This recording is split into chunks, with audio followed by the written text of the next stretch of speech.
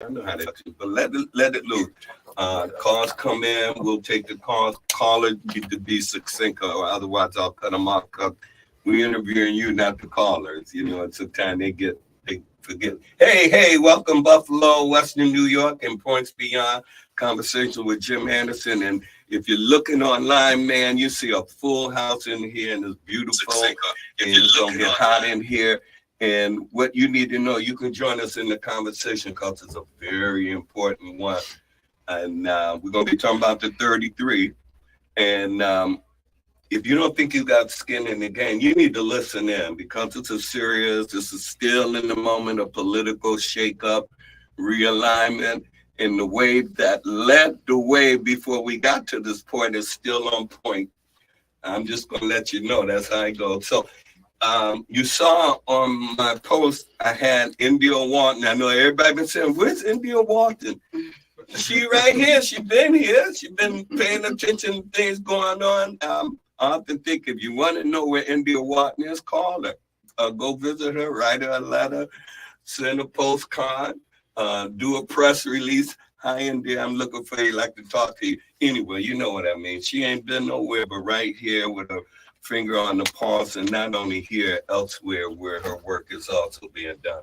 Now, with that said, we got, like I said, we got a full house. You probably see it online, but I'm going to turn the mics right on. First of all, I got to say hello to Austin. Austin been holding it down, him and Murray Holloman, and I'm back, and it ain't that I forgot to hear. I'm just kind of a loose wire this morning because I feel real good. We got a juicy topic. And I'll shut up, and we're gonna go. We're gonna have Austin say hello. Definitely. Good morning, Buffalo. It's good to be here today. I'm just gonna start the introductions for everybody, but I have just some quick things I want to say regarding. We have some big things coming up for the youth and development in our city. We have a chess tournament coming up on Saturday, January 27th in the Downtown Central Library ran by Coach McDuffie, and they're looking for a trophy sponsorship. This is what we talk about, pouring into our youth, so it's allow them to be able to put on and allow them to have success and something to strive for, as well as work that's being done over on Grand Street at the Push Center with Devon M.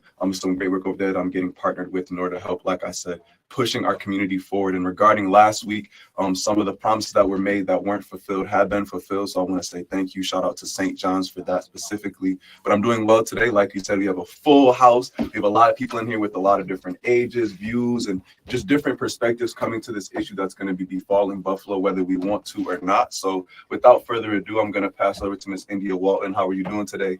And as you introduce yourself, we can just move down the line as we go into the interview. Sure. Good morning, and thank you, Jim and Austin, for having us on to be able to really not so much plead our case, but to be able to make sure that the public is well informed, because I feel like there's a lot of misconceptions going around and misinformation. So I'm just here to get the record straight, and I'll pass it over to Marcia. Hi, my name is Marcia Ladiana, and I'm a home owner. I've lived on Humboldt Parkway for about 35 years, and I've also worked about 33 years as an environmental engineer, 29 years of those in the field of air pollution. And I've reviewed the plans that the DOT has put out there, and I have many grave concerns. My name is Matt Deering. I'm a member of the East Side Parkway Coalition, and I, like India said, I'm here to try to cut through some of the cloud of misinformation and frankly disinformation that's been put out about the project that the DOT is proposing, and as well as some of the misinformation about our group and what we're striving for. Hello, my name is Keenan West. I'm a resident off the Humboldt Parkway. I'm just here to put my invoice on it and speak about it here today. Hi, this is Betty Jean Grant, community activist. I'm here today to listen and to learn and to record this for history. Hey, with that said, I'm gonna give the mic right to you. You got it, India. I think the first thing that I want to say is that we can disagree without being disrespectful or disagreeable, right? And I think that in Buffalo, when you oppose systemic oppression, people take it very personally. So I want to say that Eastside Parkways Coalition honors the folks at Restore Our Community Coalition who really laid the groundwork for this. However, when we're talking about $1 billion in taxpayer money, it's not one single group that gets to make that decision. The community should be consulted. And I think that contrary to popular belief, I am a stakeholder. I own a home on Eastwood Place off of Humboldt Parkway. So like, it's not that I'm just a rabble rouser. I have skin in the game. I'm locked in for the next 30 years into that house. And I want to make sure that whatever project is in my neighborhood and in my community is done properly and is done to the best of our ability. We have a once in a generation lifetime opportunity to get this right, to repair a lot of past harms, and we should do it that way. It's not always about the path of least resistance or what is politically expedient, but do the hard work to make sure that we are really repairing and restoring our community to its original glory. And to piggyback off that, like India said, there was an interview I know that was conducted here, I think in this room over the weekend, and in my opinion, it was a rather stunning display of chauvinism and disrespect. If people come here and present our own research, our own data, I think that's something that should be commended, particularly two highly accomplished women like India and Betty Jean. For them to sit here and have fingers pointed in their faces and to be shouted down was hard to watch, but unsurprising. We're a group that doesn't have government crafted talking points. We don't have high-paid PR consultants. We're, grassroots as grassroots gets, small g, mind you. So I just wanted to put that out there first. And I hope some callers call in and have some thoughts about that, as well as some valid questions about the scope of this project and the goals of the Department of Transportation. Because regardless of what the name of the project is, the DOT's goal with this project is one thing and one thing only, which is to maintain the existing flow of traffic through the existing corridor.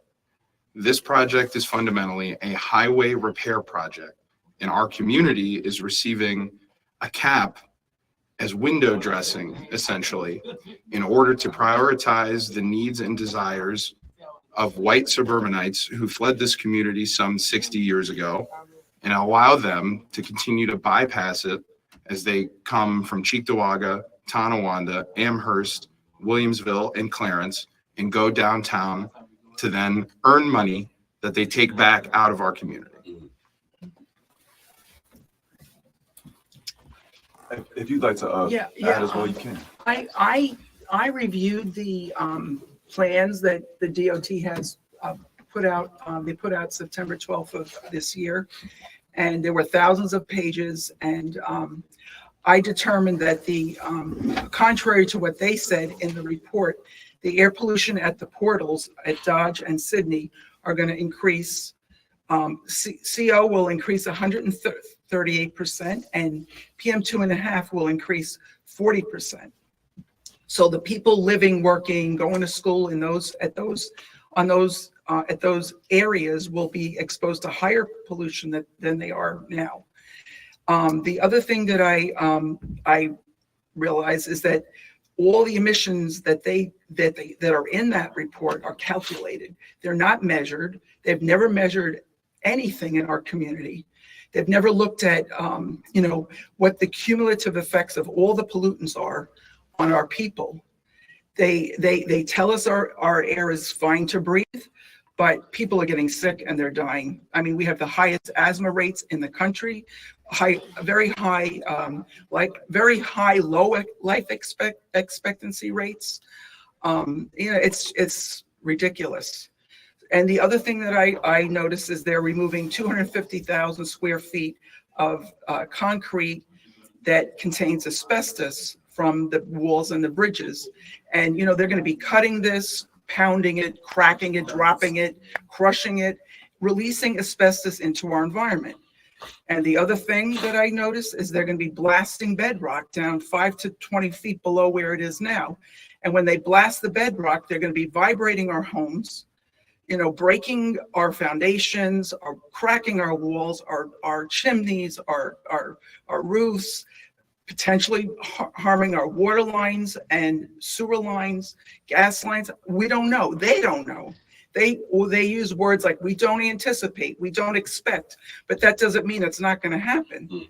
And then they say that if it does happen, we'll determine whether it was caused by us. And then we'll have our contractors fix it. We don't want them to fix our houses after they damage them. We don't want them to damage them. The other thing that's going to happen is when they blast bedrock, they release toxic gases, including radon, and the blasting. This is very, very hard bedrock. So they're going to be cracking the bedrock, releasing radon into the soil. It's going to enter our houses through the cracks that they make. And then it's a silent killer. You can't smell it, you can't see it, and it kills you. It gives you lung cancer over time. And asbestos does too. Asbestos will enter our homes through the air, on our shoes. And once you ingest it or inhale it, there's a possibility that you get mesothelioma, which will kill you. The other thing that I noticed, okay, and the construction is going to last 4 to 5 years, maybe longer. Constant vibration, driving piles into bedrock, pounding, drilling, jackhammering, all kinds of stuff, heavy duty equipment, dust, noise for 5 years. They're going to be removed. The expressway is going to be made wider so that the tunnel is going to encroach on our homes. And then they have, beyond the tunnel walls, they have these utility rooms for putting out fires, communication, mechanical stuff, pumping stations, things like that go right up to the curb against our houses. So when this is all done, we're going to be driving over the tunnel. Humboldt Parkway will be over the tunnel, at least partially. And our homes are going to be sitting right next to a tunnel. What is that going to do to the value of our homes? Who's going to want to buy a house 20 feet from a tunnel?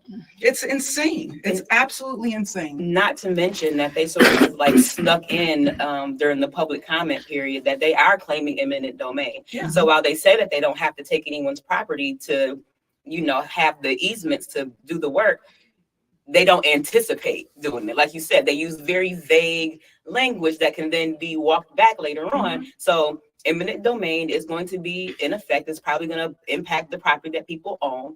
We know that properties are going to be damaged. They're using high explosives in the middle of our neighborhoods. But I think that if nothing else, this is a short-sighted and rushed plan. Wow. Man, it sounds like they're blowing up the neighborhood. There's something else that I want to add. Go ahead. We got a caller waiting for you, but you Okay, can. so this green cap that they're putting on, Mic closer to you. the park light cap that they're putting on, that they say is mimicking Olmsted's Parkway. Well, though they're planting trees on 3 feet of soil that has no access to water. It's a ridiculous thing that they're saying is going to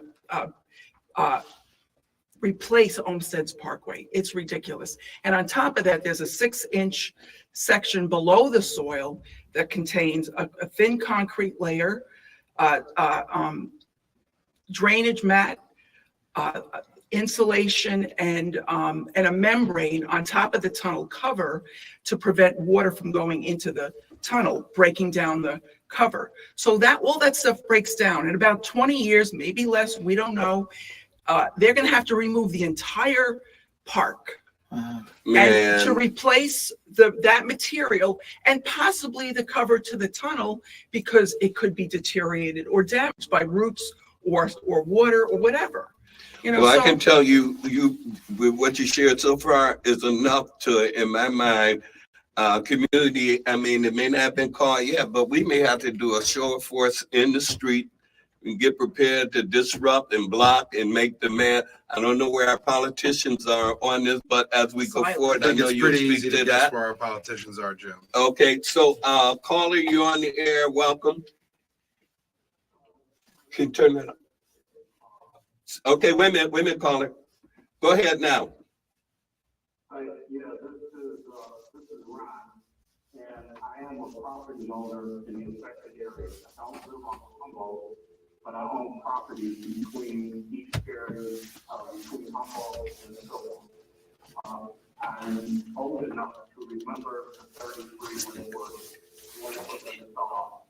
I was young, I heard the power drivers going in.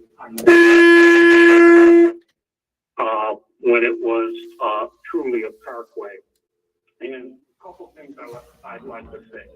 One is, I don't think there was effective communication, even though they're saying they reached out for community input. I'm part of that community, and the first time I heard about it was when there was a public hearing that was announced at the end of 22, and I actually attended all the public hearing sessions and expressed my opposition to. Indeed. Let me push you to your let me push you to your question. If you have a specific question. Yeah, my specific question is, can you explain, can anyone there explain the difference between what they're saying was an environmental assessment versus an environmental impact statement? That's my question. That's an excellent question. So from what I understand as a layperson, right? An environmental assessment, the EA, is a very basic surface level, right? It takes less time, there's less data collected. An environmental impact statement is a more comprehensive study that's done over a longer period of time, and it not only looks at the current conditions, but also the long-term impacts that, of the project. And what has not been done is that there has not been any comparison, right? We have data on what the cap will look like. We do not have data for option 10 and what the environmental impacts of option 10, which is the restoration of the parkway, would be. And also, like we're saying, like, compare our air quality to the air quality on Bidwell or Chapin, not South Buffalo by the 190. If we live on a parkway, if there will be trees, the air quality should significantly improve, not get worse. And in this project, the air quality is getting worse. Not to mention, there's no plan for maintenance. It's $5 million a year to maintain the cap. There's no who's gonna pay for it, right? The state is handing the land over to the city. The city doesn't have money to take care of it. They're like, Olmsted's gonna do it. Olmsted is not gonna do it because they're not funded sufficiently right now to be able to take on that work. I mean, this project is just rife with problems, with uncertainties and unclarity, really. And a point, Jim, about what you said about it being rushed, and I also think to Ron's point about a lack of community input, there's a reason that this project is being rushed right now, which is there's two things. So first is that when Donald Trump was president, federal air quality standards were lowered. So the DOT is relying on a Trump era EPA standard that states that essentially worse air quality is perfectly acceptable. What the DOT also says is that the air quality right now in the neighborhood is within the federal standard, as though that's okay, and that the air afterward would still be within this raised federal standard, which arguably is already too high, even if you were to go back to the Obama era. True. Second, the other reason that they want to push this through quickly is because the New York State Climate Leadership and Community Protection Act, the CLCPA, will go into effect once, of course, as many of these government organizations do, once a board is appointed to create the regulations for the CLCPA.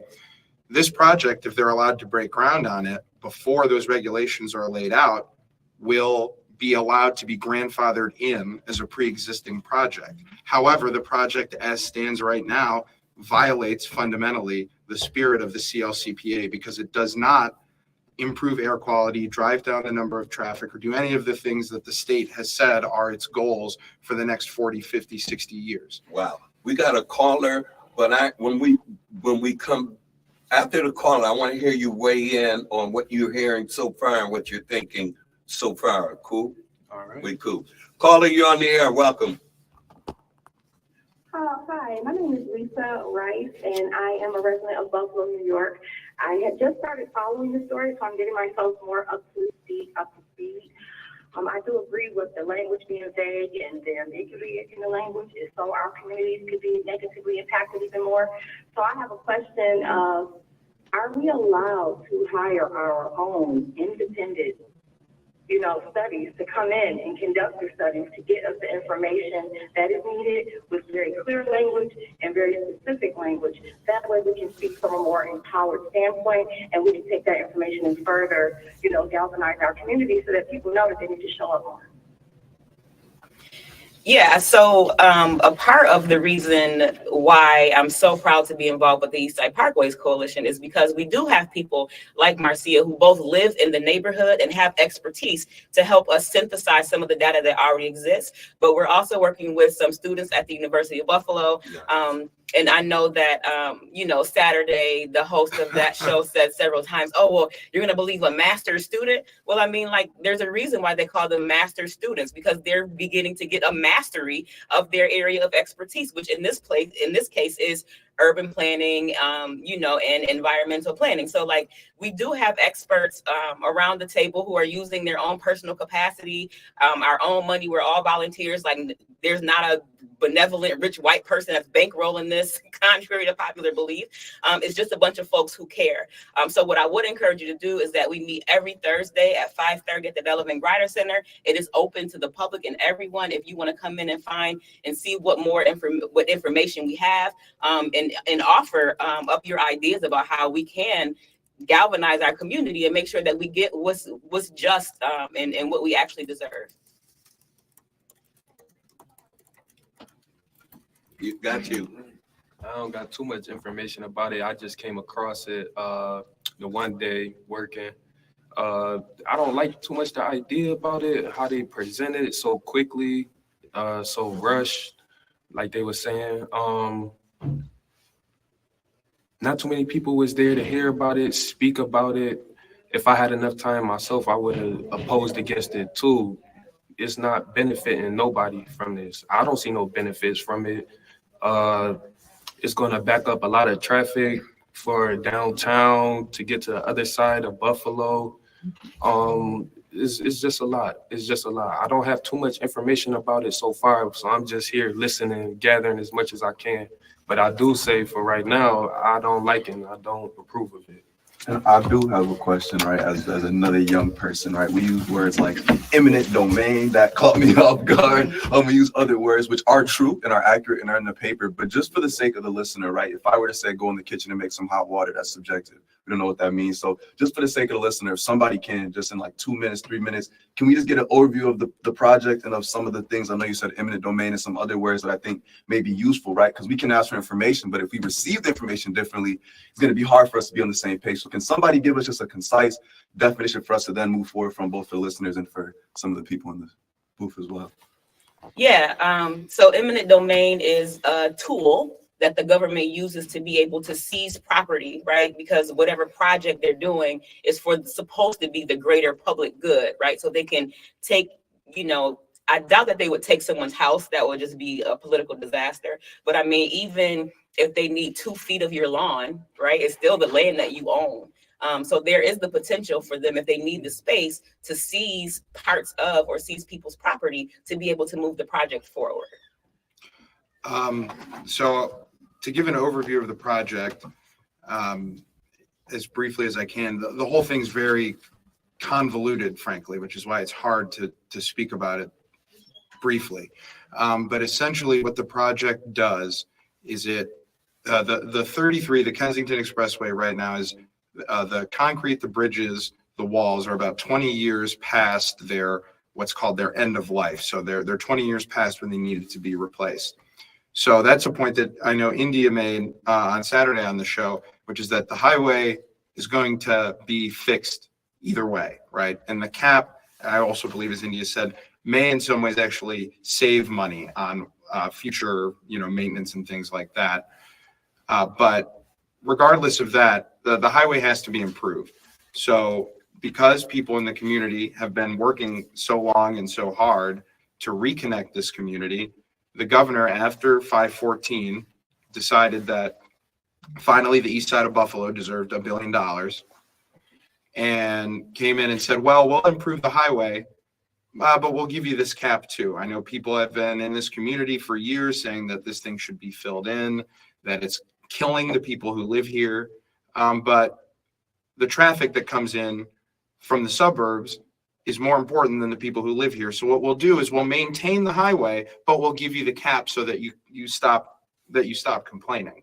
There was talk about filtration of the exhaust that would be coming out. The DOT has now said that there is no need to filter the exhaust, which means, once again, the same amount of pollution is going to just be pumped with jet fans deeper into the community in concentrated areas, including at MLK Park, a place where our kids should be able to go and play in clean air, in clean green grass, not, essentially at the end of a fire hose of carbon monoxide and other pollutants. So that's kind of what the scope of the project is. Our group, Eastside Parkways Coalition, is saying that it's great that the state has presented us with $1 billion, and the governor has come here, frankly, and said that she now cares about this community, and she gave us $1 billion as leverage. There's a couple pushback. Well, I think they meant to be pushback. One is saying that as far as the pollution side, it's the West Side neighborhood by the Peace Bridge with the idling trucks that's causing the quality air problem. They also put, there are no experts in your group. There are no scientific researchers in your group either. What do they believe an environmental engineer is? I have a bachelor's in chemical engineering, a master's in environmental engineering, and I'm a PE. Well, I have a license. Yeah, I want to I think offer I'm it an up. expert. I'm- I think I'm an expert. Yeah, and I wanted to offer it up because I think things like this play to trick the people. The people that live in the neighborhood know the flavor of their neighborhood. And when they raise a concern, whether it comes to be validated or not, you got to do the proper things of looking into it and being, if it's something good for them, you got to do the proper things of making sure that they understand every square inch, nothing is changed in the back room, that they have a chance to enhance if they desire to do so.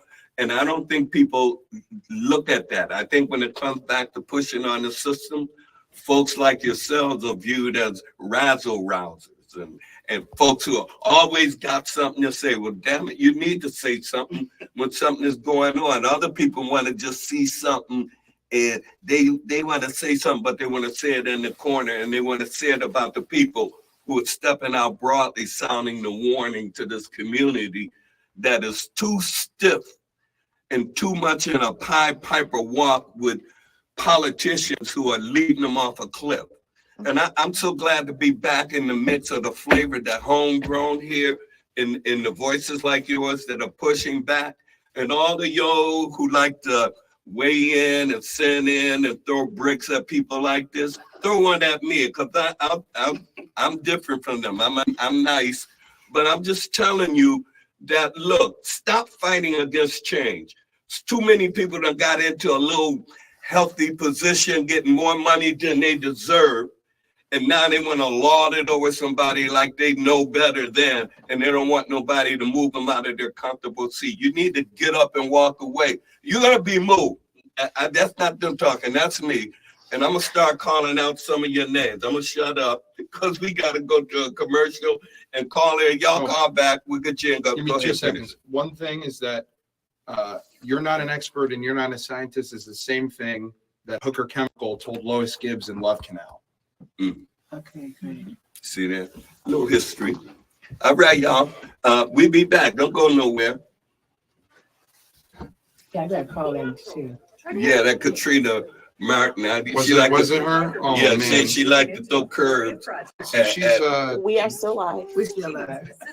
We're I still don't live. mind it being loud. She done cashed out, you know, in different ways, in unique ways. And I'm just like, I'm tired of those who ran along with the group while it was good to run and popular for them and wanted to be lifted by the group, but then turn around and sell out. If you're scared to go forward, if you're scared to stand in the light, then get the heck out of the way and quit throwing bricks. If you got something to do, go find your little soapbox and get in the corner and talk out loud and lead some people somewhere. I'm sick and tired of y'all sneaking in the dark. And if you want to come on, send me an email and I'll bring you on. We'll talk about it on the air. Cause I like to talk directly to you and you talk directly to the community. If you could give me some information on the East Side Parkway Coalition, like how people can connect to you, emails and things of that nature, if someone can write that down and just send it, I'll put it on the live here for you. You doing all right? Yes. Yeah, because your weight, you know, in all that's been lifted up, I'm thinking to myself, I bet all the dirty plans they're planning ain't thought about how they're going to create some jobs for you. They ain't thought about a whole lot of pre-work that could be done by a lot of people who ain't working. Say again? I just want to say something briefly. Oh, go ahead. Yeah. Oh, Are we back on? no, we're not back on there, but you can do both. You can speak, you can talk now. We on air. I mean, on streaming and on air. I'll wait. Okay. Well, I think for the live viewers, something that's important is if people can't attack your argument, they choose to attack you instead. This is true. Hey, we're back. You listen to Conversation with Jim Anderson and, of course, Austin Vaughn Martin. And we're in house with a crew that represents us community. It's about us. That's what this whole show is about. And that's what today's program is about. So let me just shut up and give it back. Well, I'm going to give it to you, Betty G. I'll be very brief because we got a call on the air, on the line. You talked about environmental impact assessment and environmental impact statement. So I tried to research, see what's the difference. Environment impact assessment generally talks about the project, the current project, and what is planned for the current project, whatever it is. Environment impact statement is a little bit deeper. It goes into the current project. It goes into the past, if there's a past for that project. It goes to how long that project has been there. What's the effect of that project on the community? Has anybody been made better or worse because of it? Now, I know that Humboldt Parkway, there's a lot of sick people in those houses on Humboldt Parkway. Have they been assessed? Have they been assessed to see with damage caused to them because of the expressway that was put in over 60 years ago? So environment impact statement is true because it tells us if the project as it has been was safe or was positive. It also tells us what's the best thing going forward. And so if you have a problem with carbon monoxide and you're going to put a tunnel that's going to increase the carbon dioxide at the terminus in the beginning of the tunnel, then you're going to create a problem that's worse. Also, this past Saturday, we at Women Warriors did a door-to-door of every house between Dodge and Sydney Street. We talked to the homeowners. My daughter spent 3 hours in the street talking. She talked to 12 homeowners, and not one homeowner said they are in favor of that tunnel. It tells you something. Not one homeowner out of 12 said they're in favor. And there's a lot of vacant houses there. There's a deep repair. So that issue of this tunnel going forward, who's it going forward for? Certainly not the homeowners who have not been talked to, and certainly not the community, and certainly not the east side of Buffalo.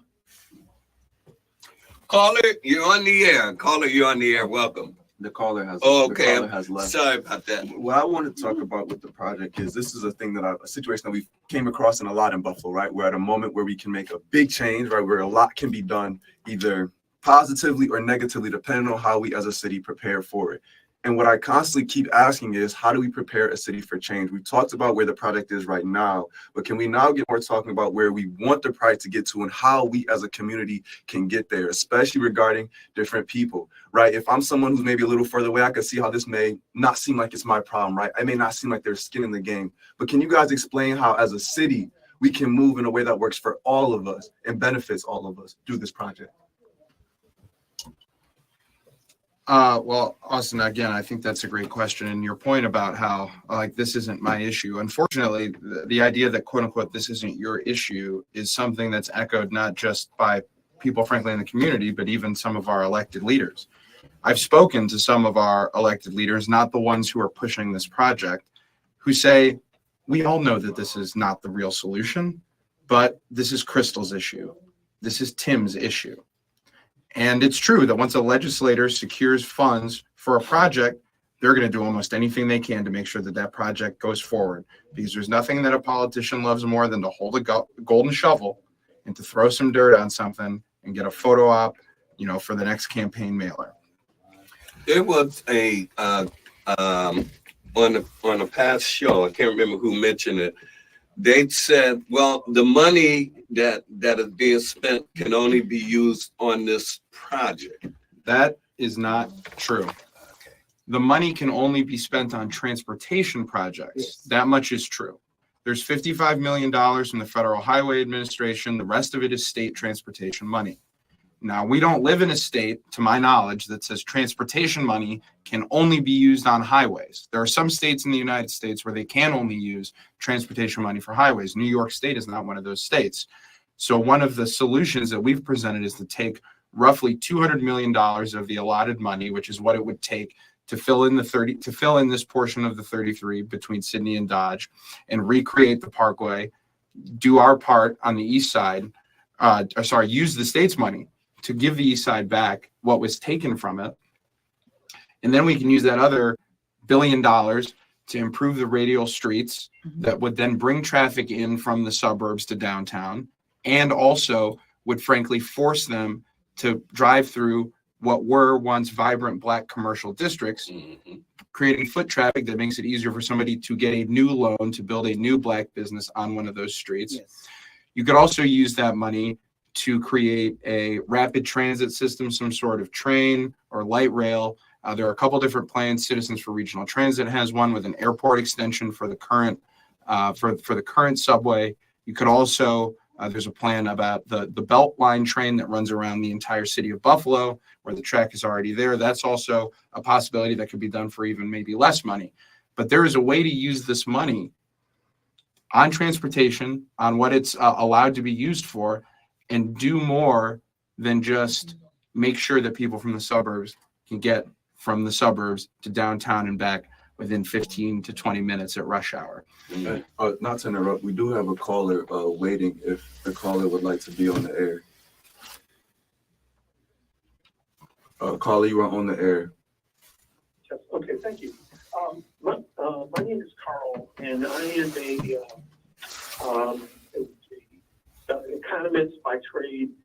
And one of the things that I like to do is I'm very process focused and very data focused. So for this project, I went back and took a look at ROC's reasons for this project.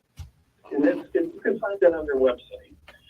And then what happened on September 12th, the environmental assessment came out, and I took a look at that assessment. And the 2 points that I just want to make.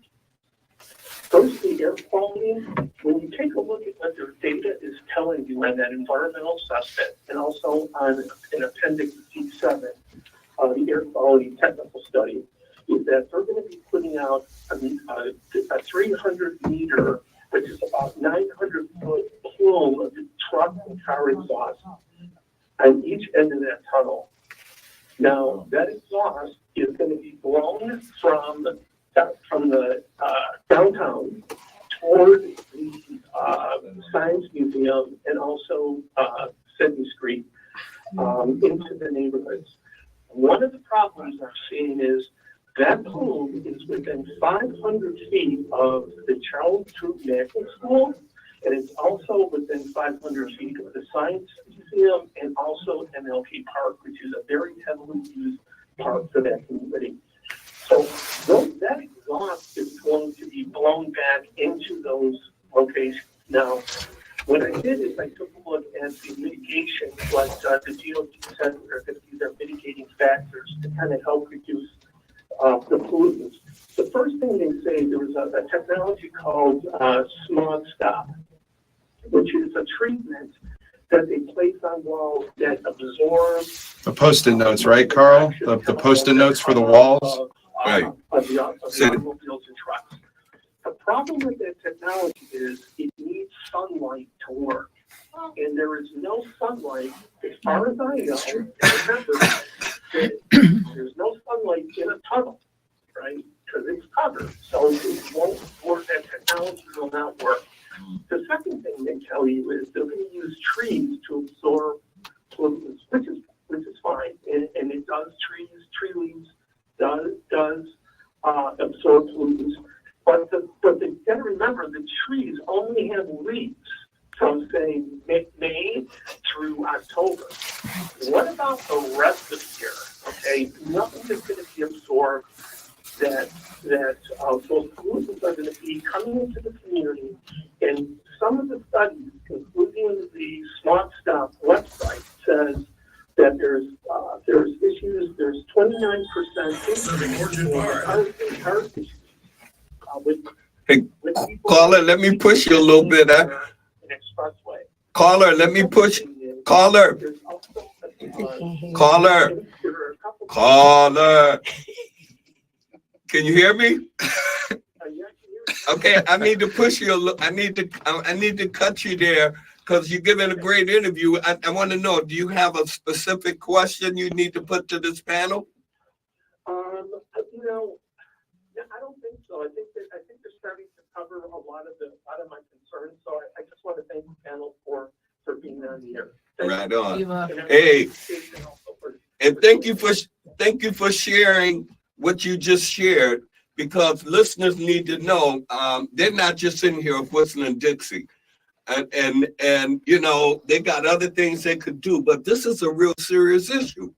And you know, whether you live in the area or not, I mean, I'm sure some folks drive through that area, and look, if they do it to one side, they'll do it to another as long as we allow it. I think I said it earlier, people, you better get ready, not only maybe to stand on the ground there, but we need to go talk to some of these lazily shiftless, statesmanshipless politicians that call themselves representing us. They misrepresent us. You tell them Jim Anderson said that, not the people in the studio. Jim Anderson called the politicians in Buffalo lazy, shiftless, arriving to the scene too late, selling out, copping out, and practicing too much excusiology. Get mad at me. Okay, I'm gonna give them. Go ahead, go somewhere. It sounds like to me, if you can't hold your breath for half the year, you're gonna be in trouble. It sounds like if you're near the highway. But before we get into the next caller, like I said, I want us to just start thinking about some solutions. Why I specifically invited young persons, because like you said, this issue that involves all of us. And the closer we can get to helping people understand how as a community we can fix this issue or stop it before it's too late. Because like you guys said, this highway is going to be changed, whether it's with this project or not. It needs to be fixed. And so helping the community understand how we can play into helping this change happen, I think would be very beneficial, so that instead of us all just continuing to blast on our own, we can have the community support behind us as we move to make a change. But before I kind of give you guys a chance to apply, caller, if you would like to speak, you are on the air. Hello, can you hear me? Yes, caller. And my name is Brad Wales. I'm the professor who is running the analysis of the DDREA at UB. I have answer for Austin there on the how do you move forward. The best way in design is to provide options, and we have a number of options. So you could come on Friday and check that out. We're having a presentation at Elephant Grinder. The other thing is that the cost for filling it in is only 1/10. And the other thing is that they can't take the money to downstate because they have to fully replace the walls and the bridges. The other amazing thing we need, Austin, is a long-term adverse health effects study. So what Marcia was saying about the current levels being okay, it's the cumulative effect that kills people. So Marcia, my question is, I was wondering if you could talk a little bit more about how the effect of highway exhaust accumulate and eventually cause diseases. Well, there are numerous pollutants in vehicle exhaust, which DOT did not look at, and there's something called mobile source air toxics. They did a qualitative review of those contaminants because there's less than 140,000 cars that travel on the road, which may be acceptable for a transportation project, but this is not a regular transportation project. This is a community sitting right on top of a highway who have been burdened with this air pollution for decades. And we already know people are sick. There's some of the sicknesses that are caused by vehicle exhaust are asthma, COPD, heart disease, heart attacks, lung cancer, leukemia, learning disabilities, dementia. I mean, the list goes on, and just shortened life. You know, it's ridiculous. You know, the DEC has been doing for about a year. They had a car driving around, measuring the air, the pollutants in the air, and unfortunately, that data is not going to be available till 2024 in the spring. So we will not know what those effects are. But they chose this community this is one of 10 in the state because our air pollution is so bad. And I think what they're going to show us, it is really bad. And the DOT is trying to sell us this line of baloney that our air is fine to breathe. They're lying. I mean, they're just lying. This is a big farce. There, you know, and to talk about reconnecting the community so we can walk from one side of Humboldt to the other is another farce. They're going to disconnect us by cutting out the entrance and exit ramps at Utica Street. So we are going to be cut off from this. We're going to have to drive all the way down to Best Street. And that is going to increase. In their report, they said traffic on Humboldt Parkway southbound is going to increase by 5,000 cars a day. How is that helping us? And so what happens when you're exposed to all those air pollutants, which are hundreds, it's a synergistic effect, one on top of another, on top of another, on top of another. You can't just look at one pollutant. It's cumulative. So that's what makes us sick. The PM2.5 and smaller particles that are in exhaust go right through your lungs, into your bloodstream, to your cells, and make you sick. Yeah, good. We got another call for you, and then Matt, you weigh in on it. Yeah. I was just going to quickly answer Austin's question. So I think the most kind of central location for the work that we're doing, and for you to learn some more when it comes to documentation on how to submit your thoughts to the DOT, the governor, your representatives, would be to go to our website, which is eastsideparkwayscoalition.org. I believe it's .org. Let me double check. And I'll make sure that we can put that in the chat. I'm sorry, it's .com. eastsideparkwayscoalition.com. So join our mailing list and then even contact us. And then someone will get back to you directly and let you know about what our schedule is for our events, as well as some steps that you can take to make sure that your voice is heard. We'll show you where you can get contact information for your elected officials. And we're going to be, we're organizing right now an electronic letter writing campaign that should be coming out in the next few days. That'll make it really, really easy for more people to share their thoughts with the powers that be about this project and let them know that we want more of this because this community deserves more. It's caller. Caller, you should be on. More information is better, better informed, better. My question is, what's best for the community? And my question also is, I'm told that this won't be completed until 2030. What happens to the traffic during that time? And if they can reroute the traffic until 2030, why can't it be permanently rerouted? That's a great question. And I think that their plan to, largely narrow the 33 into a one-lane expressway in each direction will prove that what they've said, what they've publicly said about their traffic study is not really true. And I can say that with some more confidence because while the DOT will not release the traffic study that they did for the fill-in option that was conducted by the Greater Buffalo Niagara Regional Transit Committee, I've seen the study. And there should be, it's in the hands now, the study, the data itself is in the hands of a few journalists here locally in Western New York who are doing their due diligence on researching it, and hopefully there will be a story coming out about that soon. But in our estimation, now that we've actually got the study that, again, they won't show you because it reveals a whole lot of cracks in their argument, that it is entirely feasible to fill in the 33 and that the streets can handle it. We did conduct at ESPC, we conducted with the assistance of Professor Wales and his students our own traffic estimates that, we don't have access, we don't have the millions of dollars it takes to conduct a traffic study the way they did. So the numbers aren't identical, but the conclusions of both studies are the same, which is that Buffalo is probably the best designed city in the entire country when it comes to the roadways. Now, whether or not we've kept up those roads and whether or not we know how to plow those roads is another conversation. But the infrastructure itself, the design, is designed to handle this much and even more traffic. And the studies that they won't let you see prove that.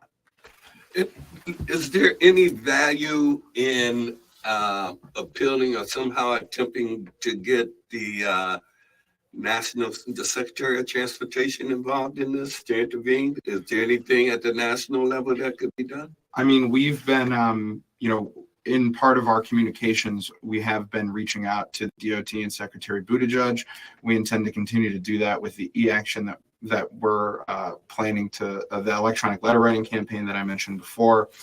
But another point is that, I would, for as much as different representatives say this isn't their issue, look, Congressman Higgins is outgoing. Your opinions on Congressman Higgins may vary, but it's true that he had a vision for the waterfront and he saw it come through. If he could help with this, you talk about leaving a legacy. Right. You're somebody who I believe does care about the environment, who truly cares about this parkway system. You care about the history of this city. I believe we're a history teacher. You fought for the central terminal to be where we put our ammunition because you knew that would benefit the Broadway Fillmore neighborhood. You've got pull in Washington still for the next 3 months before you submit that resignation letter to Speaker, whatever his name is, Johnson, that lunatic. Between now and then, we could really, really use your help. And this would be something that I think you would be proud to do. So we'd love any federal help. Senator Schumer, like I said, the federal monies are not huge, but they're important. And, Secretary Buttigieg, I know, was in New York City a couple months ago because they're doing a subway extension. President Biden loves trains. We all know that. Wouldn't it be nice if we could use some of this money and build a new train system, a green, electric powered train system that could alleviate further traffic concerns and move us into some would say into the 21st century. Some would say back to where Buffalo was when we had probably the best public transit system in the country, when we had an electrified streetcar system. So we're certainly reaching out to any and everybody we can, and we would take help from any and everybody that we can, because we got involved because the community made it clear at those public meetings that they weren't informed and that they did not like this project. To push back on some of these charlatans online, these people on the dole, those people who are maybe part of the what I like to sometimes call the Buffalo nonprofit industrial complex. The groups that got involved, like Buffalo Olmsted Parks Conservancy, like Go Bike, they were not going to speak out on this until they went to the public meetings and heard what the community had to say. So for as much as people are saying that these rich white people are trying to use people like India and I as pawns, I think this radio appearance will show that India and I are our own people and we're here for our own reasons. We got involved because this is an issue that's important to us, regardless of what an elected official may say. India and I both ran for office because we believe in doing something, not because we want to be something. So you shouldn't be surprised that we're still out here on the front lines of this issue, trying to make a change. Just real quick as we wrap up, we're getting to the last couple of minutes of the interview, and I want to give everybody a chance to leave a closing remark. But when we've been talking for many months, I've been in this interview booth for a little bit now, and one thing I've constantly asked is, how do you prepare a city for change? And I think you need a couple of things. I'm starting to have my months and get my feet wet. I think number one, you need a clear and concise message, right? Number two, you need a message that really hits the heart space. And three, you need a very clear ask so people know what they have to do, right? You don't expect to get off at 9 to 5 and turn into an environmental activist. You're just tired, right? And so for those three things, what I think about when I hear this message, and as a young person, you can attest that this is true. I think number one, the clear message is I want to breathe. At my core of my heart of heart, I just want to breathe. I don't even live that close in Buffalo. I just want to breathe, right? I want to be able to go outside and not worry about, is this going to cause me issues? Because that's not fair. I didn't even get a chance. Everybody needs air and my air isn't clean. I want to breathe. That's my clear message. Number two, when I think about the heart space, why it's important is because we all love air. If you go underwater, I promise you don't want money. You want to breathe. We all need air. And number three, what's the ask is that we need to be at these meetings. So if you could, again, reiterate the date for where we need to be at, for the people in the community that say, I want to breathe. I want to breathe. I want air. I want a highway that allows me. No, you don't gotta say it with me. Even though that was positive. But I want to breathe. If that's the message, that's the simplest as we can get it to. And Keenan, I want you to touch on that again. If that's real to you, if that's applicable and relevant to your heart space. But with these things in mind, I know we're at a time, and as we close out, just could you reiterate that date so we can all get there for the people that, like I said, want to breathe? Yes, we meet Thursdays at 5:30 at the Delavan Writer Center. There's an event coming up on Friday, but if you want more information, you can go to eastsideparkwayscoalition.com, and everything will be posted there. And the last thing I want to say is that our youngest member is 17 years old. And I mean, this is not only an issue that matters to us, but it's an opportunity for young people to get skills, right? We put Eric up on the mic in front of the camera. He's giving presentations. Like, he's one of the most well-informed people on this issue in our coalition. So like, this is definitely an 18 to 35 issue, right? Like, the elders are going away and we are going to be left to hold the bag. And I don't want it to be us in 30 years saying, well, we should have did this or we should have done that, when we can do it now. That'd be helpful. I think I think, Jim, when I was on your program many months ago, I think my sign off was this, is that society only moves forward when old men plant trees that they know they will never sit in the shade of. And I think we should plant those trees on a new and fully restored Humboldt Parkway. Oh, yeah. One of the things I feel like we got to do is it got to be advertised more somehow, some way into the community, in the stores that we go to every day, the billboards we drive by all the time. It's not talked about until the day of is presented. It's here. Last minute, nobody likes last minute stuff. But at the same time, young people, we do got to step up because the older people's dying off. We're going to be the next generation. So yeah, you're right also that 9 to 5 is going to make us tired, but we still got to get to do what we have to do. So if we could spend that hour to get our hair done or get ready to go to the club, then we could go sit in those meetings or go outside and do whatever it is we have to do to get the job done or get to the future that we want to look or want to see. Whoa, that's the last word, y'all. Y'all heard the truth. I'm running with them while I'm still here. I want to be a shoulder. We got to say bye-bye. We out of here. I want to thank my guests. They're going to be back because this subject ain't going to be dying. And yeah, politician, if you don't act on it, the word is out that you ain't been doing right. I'm saying that. My guests just shared some information that helped me to see clearly and to say it clearly. You ain't been doing right, and everybody else ought to be mad like I am. But we're going to get you right. We out of here. We going bye-bye.